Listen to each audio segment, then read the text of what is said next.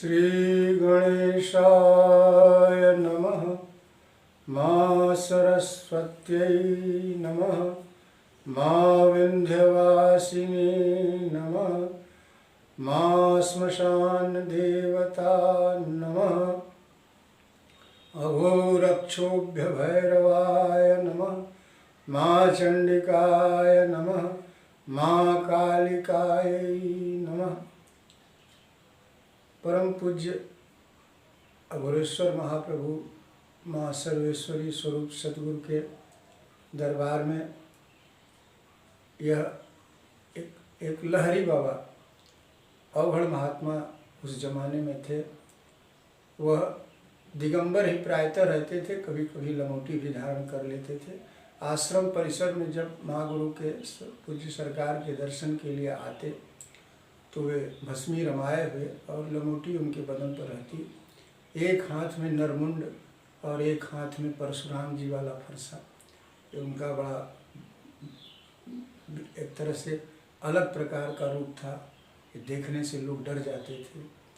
और वो रिक्शे पर बैठ के आते थे और साथ में कुछ एक आसन के रूप में उनकी गुदड़ी थी, हाथ से सिली हुई। वो उनके रिक्शे पर रहता था और दोनों हाथ में, एक में फरसा और एक में ये नरमुंड कपाल लिए हुए आते थे। आश्रम में एक दिन उनकी उपस्थिति हुई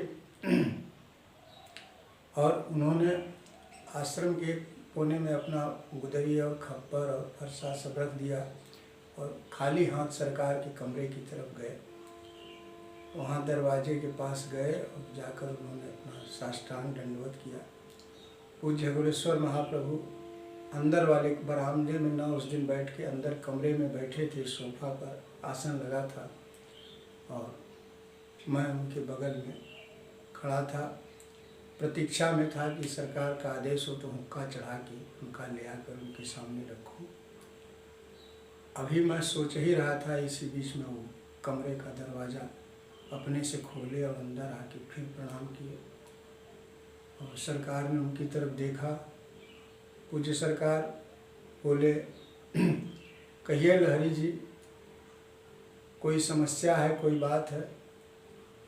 लहरी जी ने एकाएक उनके मुंह से निकला, लहरी जी बोल पड़े, बाबा 10वें फाटक के लड़ाई के बाद क्या हुआ? सरकार बोले कि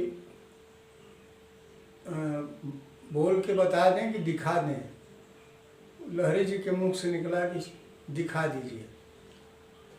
इतना कहना था उनका कि लहरी जी बहुत तेजी से उनका जमीन पर एकदम गिर पड़े और साष्टांग हो गए। साष्टांग होकर कांपने लगे और उसके बाद वो इतनी तेजी से पीछे भागे कि जिसकी कोई सीमा नहीं। और मैं बगल में खड़ा था वहीं पर। हमें कुछ समझ में नहीं आया कि क्या देखे और क्या सरकार ने दिखाया। मैं उनके भाव भंगिमा को देखकर मैं भी अवाक था। मैं भी अकस्मात बाहर निकला तो देख रहा हूँ कि वो अपना बड़ी तेज़ी से अपना गुदड़ी लिए और खप्पड़ और फरसा लिए हुए भागे जा रहे हैं। हम मुड़ के आए। सरकार बाबा पूछे कि लहरी हैं कि चले गए? उनकी सरकार चले गई।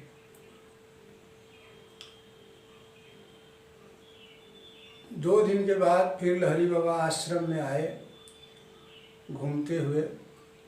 उस दिन सरकार कहीं आश्रम के दूसरी तरफ अपना पदविहार हो रहा था, दृश्यावलोकन कर रहे थे। महागुरु लहरी बाबा ने हमसे पूछा। हमने कहा कि बाबा आश्रम में ही हैं लेकिन उधर गए हैं। लहरी बाबा वहीं पर बड़ी विनम्रतापूर्वक बैठे। संजोगवश एकांत मिला था। हमने लहरी बाबा से पूछा कि बाबा आपने उस दिन क्या देखा? लहरी बाबा हंस के बोल पड़े, मेरा सौभाग्य था जिस दिव्य दर्शन के लिए मेरी निगाहें अनेकों वर्षों से तरसती रहीं, वही दिव्य दर्शन अघोरेश्वर महाप्रभु ने, सर्वेश्वरी स्वरूप सद्गुरु भगवान ने हमें वही दर्शन दे दिया। वह दर्शन भगवान श्री राम के रूप में उन्होंने हमें दिया। धनुष यही मेरी इच्छा थी और यही साक्षात्कार मुझे हुआ उस दिन। आज मैं पुनः आया हूँ सरकार से अपने उस अपराध के लिए, धृष्टता के लिए क्षमा मांगने की। आज से ऐसी मैं गलती फिर मैं कभी नहीं करूँगा और आपसे कभी कुछ देखने और दिखाने की बात नहीं करूँगा। एक सामान्य शिष्य की भांति मैं उपस्थित होता रहूँगा, इसकी मुझे आज्ञा देंगे बाबा। और मैं हम अपनी जिज्ञा कुछ इस तरह के व्यवहार मेरे द्वारा कभी नहीं होगी और मैं अपनी विनम्रता की मर्यादा हमेशा कायम रखूँगा। और मैं हमेशा के लिए कि जान गया कि बाबा के वास्तविक स्वरूप क्या क्या हैं। अब मैं आज यहीं पर आकर के, और अगर सरकार बाबा इधर नहीं आ रहे हैं तो हमारे पास भी हम तुरंत वापस हो जाएंगे। और उन्होंने आसन का प्रणिपात किया और फिर आश्रम से निकल गए। उसके बाद फिर लहरी बाबा से मेरा दर्शन कभी नहीं हुआ। माँ गुरु की जय, माँ गुरु की जय, माँ सर्वेश्वरी की जय।